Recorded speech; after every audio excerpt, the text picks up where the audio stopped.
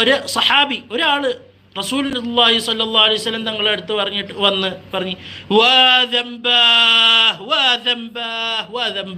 രണ്ടോ മൂന്നോ വട്ടം വാദംബ എന്ന് പറഞ്ഞു.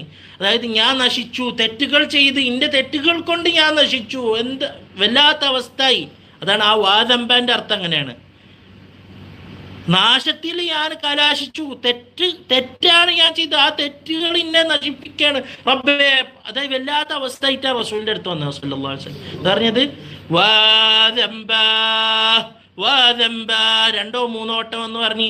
അപ്പൊ റസൂലുള്ളാഹി സ്വല്ലല്ലാഹു അലൈഹി വസല്ലം തങ്ങൾ പറഞ്ഞു, ബൽ ഖുൽ, അങ്ങനെയല്ല, ഇങ്ങനെ പറയ്. അതായത് വാദംബ എന്ന് പറയുന്നതിന്റെ പകരം ഇങ്ങനെ പറയ്. ഖുൽ, എന്താണ് പറഞ്ഞത്?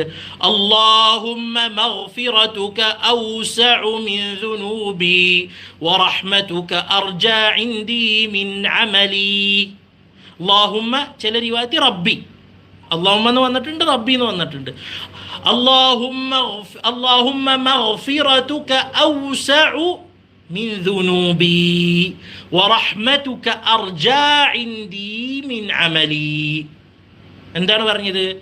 റബ്ബേ, റബ്ബിന്റെ പൊറുക്കൽ, അല്ലാഹുമ്മ മഗ്ഫിറതുക ഔസഉ മിൻ ദുനൂബി, ഇന്റെ തെറ്റുകളെക്കാട്ടും അല്ലാഹുവിന്റെ മഗ്ഫിറത്ത് വലുതാണ്.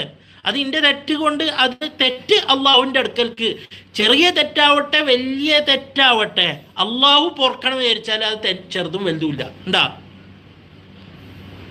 നമ്മളോട് പറഞ്ഞ ഗൗരവത്തിൽ ചെറുതും വലുതും ഉണ്ട്, ഇല്ലാന്നല്ല.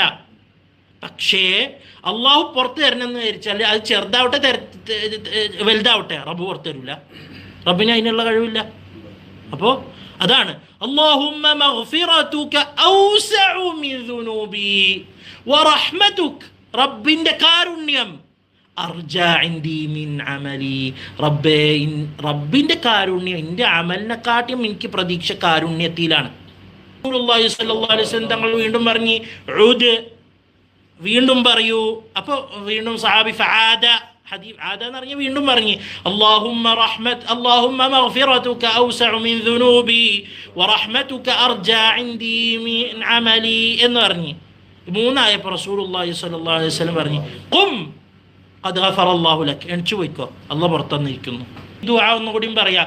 അല്ലാഹുമ്മ മഗ്ഫിറതുക ഔസഉ മിൻ ദുനൂബി വറഹ്മതുക അർജാ ഇൻദി മിൻ അമലി. ഒന്നുകൂടി. അല്ലാഹുമ്മ മഗ്ഫിറതുക ഔസഉ മിൻ ദുനൂബി വറഹ്മതുക അർജാ ഇൻദി മിൻ അമലി.